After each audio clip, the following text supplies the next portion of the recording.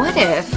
Let me assert my firm belief What if that the only thing we have to fear is we looked at things fear itself.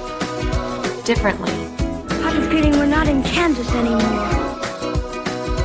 Differently. Differently? Differently.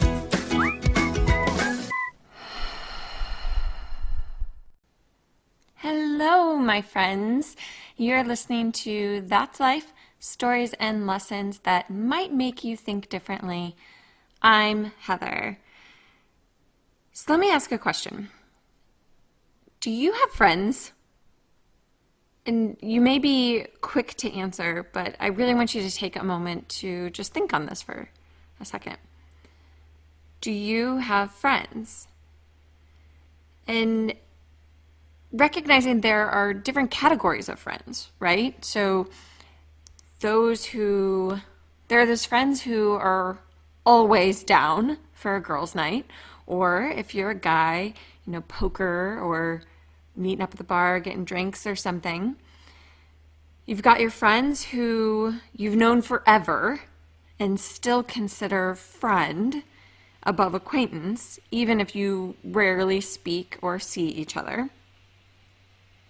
There's the Facebook or Instagram friend, that's right, Facebook or Instagram friend who they know very specific details about your week, am I right? Or they comment on all your photos, so they're naturally a friend.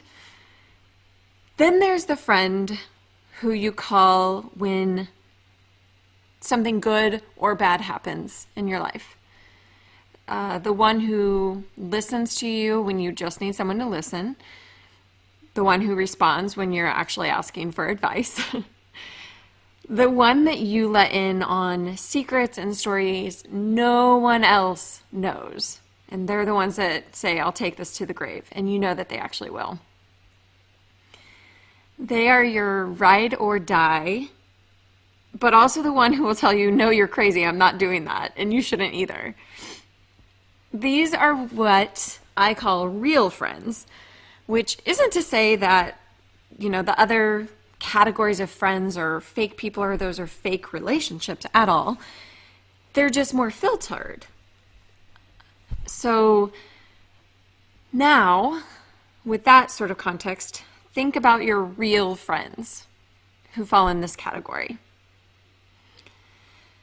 So I've discovered that I have about 5 people who I consider real friends. And so for you, maybe your real friends from 10 years ago, if you're really honest with yourself, aren't your real friends now. And as sad as that is, it happens because as we evolve as individuals, so do our friendships, so do our relationships. It makes sense. Sometimes that means that those relationships, those friendships, they get stronger because, you're going through the same things in life and that bonds you. But sometimes it means that they fade into one of those different categories of friends. But we'll save that for another episode. I have this whole thing on evolving friendships and what that means. For me, though, these 5, all 5, have been settled there for at least 10 years. At least, yeah. And that's a long time. That's a while, right? So we've been through life milestones together. We've been through good, bad, and ugly moments. And yet, I would say I'm still not 100%. And really, this is just being completely raw and honest, which I know you all appreciate. I would say I'm still not 100% real or open with them. I'm about 85 to 90%, so it's decent. But there's always that little bit that I hold back. Do you do that too? So I started, this was kind of weighing on me a little bit, I looked back over time and saw when I intentionally held back from what I call the real talk. I'm doing air quotes, the real talk, with these real friends. So with others, it's worse, right? I mean, I could be having the worst day, maybe even like the worst week, really down on something, or maybe just things just, haven't been going right. Then I'll run into someone who asks how I am, and what's the response? Oh, I'm fine. Yeah, everything's great, right? I mean, I know I can't be the only person who does that, but we put up this facade, we put up this barrier, which I can understand a little bit more with people that we just bump into casually. But with our friends, really? So I did some introspection, and I kept asking myself, like, why do I do this? And I have a couple of theories. One, embarrassment. So we don't want to be a downer with our friends. And maybe I'll just keep it very personal to myself right now, is that I don't want to be a downer with my friends. I'm embarrassed if things in my life aren't going great. I don't want to be that person that says, you know what, really, I'm a hot mess right now. Because, when you're talking with your friends, you want to keep things lighthearted. You want it to be fun and funny. And you just don't want to be that friend that every time someone talks to you, I think about, Debbie Downer from the SNL skit, like, wah, wah, wah, right? I don't want to be that person. So, that's one theory, is that I filter things out of embarrassment because I know how bad they sound, or I'm perceiving them to sound really bad, and don't want to be that wah-wah friend. The second theory is comparison, which I talked about this in a different context in episode 6. That was all about the holiday season and comparing, what we're doing with others, but still applicable here, my friends. And really, when I was doing this introspection, I boiled it down to this, that when I open myself up to talking about the things that aren't going well, that also opens me up to the fear and the vulnerability of hearing how well those things are going for others. And that sounds a little bit awful and selfish if I'm really thinking about it, because of course I want my friends to be happy. I want them to be happy, and just, whatever they have going on in their lives is so separate from mine that I should be able to be happy for them. And I am. But I think that when we start to really look at others, including our friends, and seeing what they have going on. I mean, if it's they're buying this beautiful home, they're having children, just got that promotion in that job. We're happy for them, but at the same time, then we start looking at ourselves and saying, well, I'm not really where I want to be in my career. We've been trying to have children, but are struggling there. Finances really aren't in line right now, so we're not in a position to buy a home. We do all these things. We have that comparison, or we look at ourselves and we say, oh my gosh, my friends have all their what together, and I'm nowhere close. I'm not even halfway there. And so I'm just gonna not share anything and just keep it status quo. Everything's fine. I mean, hopefully this is resonating with all of you out there. But I want to share a specific example. Recently, I went through what I call a dark period in my life. Have you ever been through one of those where you're on a daily basis you're really trying to find the goodness, right? Because it's like there's so much good out there, and so you're just out there and you're finding the goodness in the small things and loving life in that way. But the more traditional, like big conversation items are all tumbling downhill, right?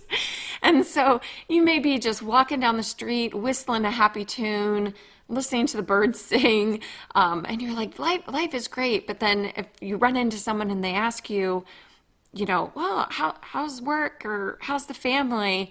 All of a sudden you're just sent right back into that place, that dark place. So anyway, that's kind of what I was going through, is that I was appreciating life for everything that it was, but those conversation topics that come up in almost every single conversation, those were really low points for me. And so anyway, my friend and I, we use this app called Marco Polo. Not sure if you've heard of it or not, but it's like basically a video voicemail. But it's really handy, especially, as life is busy, you don't always have time to connect live on the phone. And text messaging is impersonal and you try to keep it short. And so these videos, you get to see one another and get to have conversation. I mean, I use it with a couple of friends, and it's fun because, we can send each other 15, 20-minute little voicemails here, or I guess video messages. And so anyway, my friend and I, we use that app. And so she had sent me a message, and I was watching it, and it was just asking me these questions. And this is one of those 5, right? Okay, so keep that in mind. This is a friend who's been a friend of mine for 15 years. And so she was just asking those questions. So, what's the update with you? How's this going? How's that? And I had a choice in responding back to her. I had the choice to respond back and keep it shallow, right? And just allow enough information to say, well, everything's okay.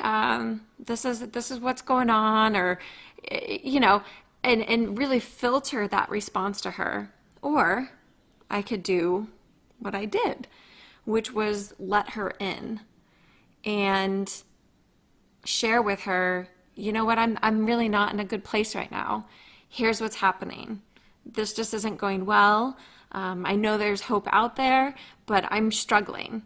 And I literally said those words. I said, I'm struggling.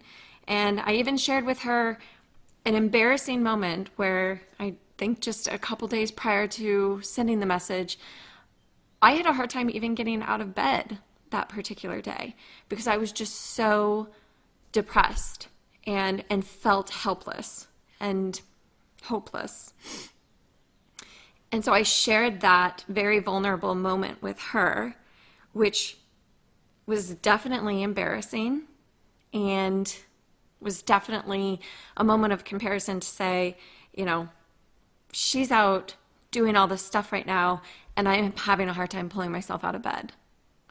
But I did it anyway because I know that she's a good friend and I know that there would be no judgment there.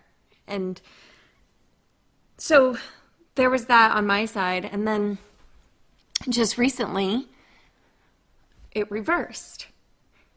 And she is now going through a really difficult life situation, a really difficult challenge.